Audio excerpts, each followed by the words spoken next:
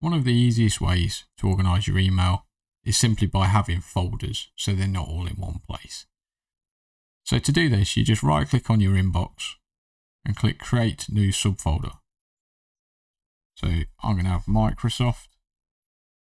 I'm clearly getting a lot of emails from them.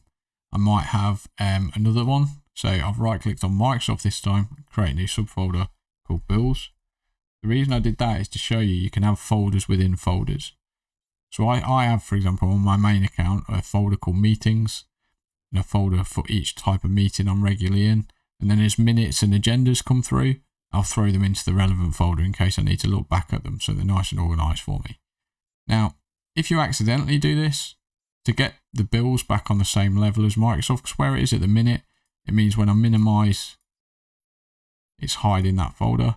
If I want them on the same level, I'll just click on bills and drag and let go on inbox. And then you see they're on the same level and it'll organize them alphabetically. Once you've got your folders, you can just click and drag emails and let go of them, and you still get the numbers next to it to show you how many unread emails you've got in each folder. So that's the easiest way to keep yourself organized.